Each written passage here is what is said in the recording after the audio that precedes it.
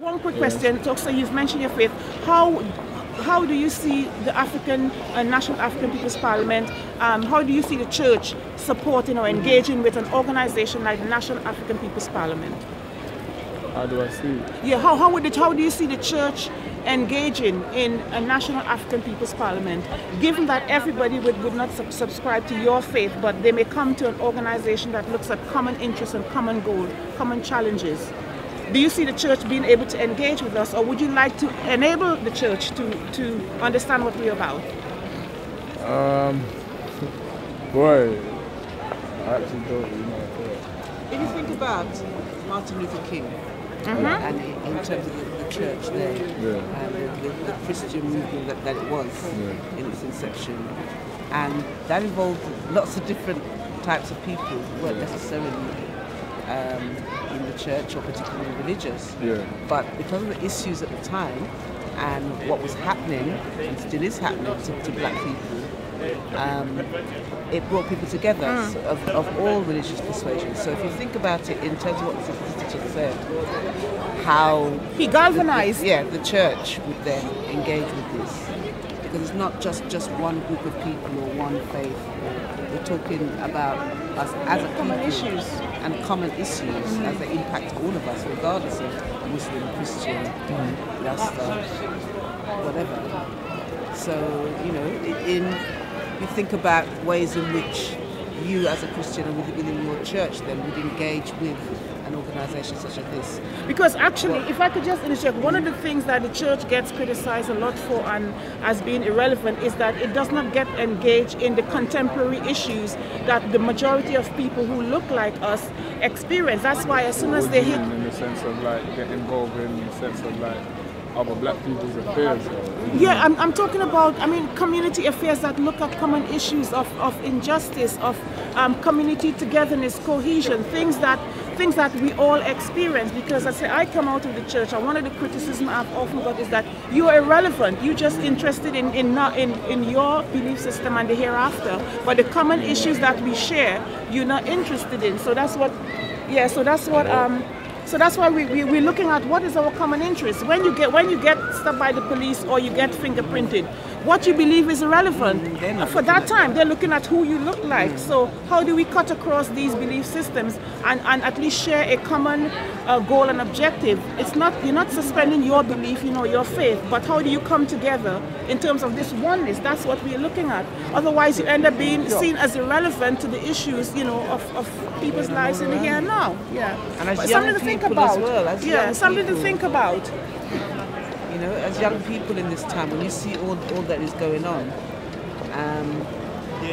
do you not feel that, you could have an impact on what you want to? Well, how we're having an impact, for example, is by what we're doing now. We try and impact people by preaching the gospel. That's what we do. That's what we do. That's how we came to get together. Like, for example, in my church, it's not just gang members or anything like that. There's people from different walks of life, whether it be from gang, whether it be, different skin color people, whether it be, someone that was more from a background where they didn't experience gang life and stuff like that. So, our church and what we do, we actually go out and reach out to anybody. Whether you're black, whether you're white, we are not a set of people. We are not Christians that will just be focusing on black people. I'm black, I'm proud of being black, but I'm not just focused on that alone, because my main aim and my purpose in life is to see people come together, like you're saying, come together, but coming together and serving God. And it's not just black people alone, but I believe that should be everybody. And that's why each and every one of us, we've all come from different backgrounds, we've all come from different walks of life, but we're all together, united as one. We understand that, we understand that. As I say, for us as people, when you look at the disproportionate experiences that black people experience, that's the reason why we're coming together on this particular issue as people of African heritage who experience disproportionate in employment, in police stop and search, etc. We're not discounting other areas where you connect, but I'm just saying, as someone who also came out of the church, understand that. I can understand that whole thing, but I think sometimes, let me be real, sometimes we as black people like to play that victim card as well a lot.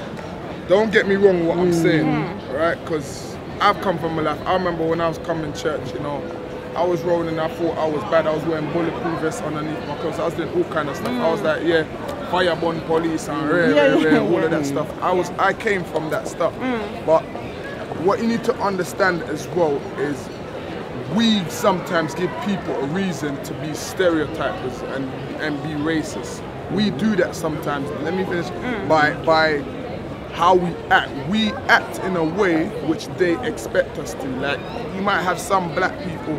I've seen some guys, they're on the roadside, they got their hood up, they look funny, they look dodgy. The way they're acting gives people a reason to then say, yep, that's just typical black people. Okay, I mean, point taken. However, last point, it's stereotype, but also the way in which the white society act. They behave dodgy because their racist behavior, when you look at how they behave, their behavior is sneaky, their behavior is dodgy, and they're systemic, and they've got the power. I'm not discounting what you say. Some of us do buy into that. But I'm saying it's very easy for us to always shoot ourselves in the foot and criticize, you know, us, when we have a whole system that we're not even speaking to.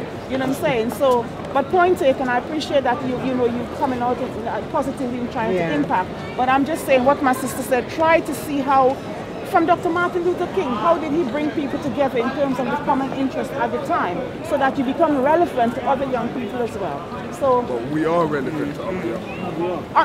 To another level. You are. Believe you me. I know, I understand, because I said I've got a similar background too, but I'm just saying, for young people, a lot of the young people leave the church because, you know, young people, a lot of them leave the church because they cannot see how it connects to their everyday experience. But I take your point, and I think you are trying to do something positive. But just to see how you can cut across. But what you say, young people leave the church because they can't really connect. If that's the case, we would be the same. The reality is, we personally, as Christians, believe in there's a heaven and there's a hell. So our life, the way we live, our life, the way we live our life. I'm not talking about the sky. I know that you have different meaning, but you need to understand that the English word is a very simple language. You can have, for example, in this English language that you speak, you say love, but love is, you can describe love in many different ways. Like, for example, in the Greek, you have 5 different types of love. But if you was to translate in English, you just translate as that one word, love. You can have sexual love, brotherly love. So even with heaven, you know, you can say heaven and people refer to the sky, but there's different, you know what I'm saying? But the English language just covers just one word. But I'm saying, a lot of times, it's not even about it being, people being connected with not being able to relate to the church, but more how sometimes churches sometimes can do things. I'm not here trying to criticize any churches or anything, but some churches, the way they do things, they don't allow certain young people to get certain opportunities, and that's why we are where we are today, because of our church, because of our pastor, because he invested in us. And this is the Potter's House.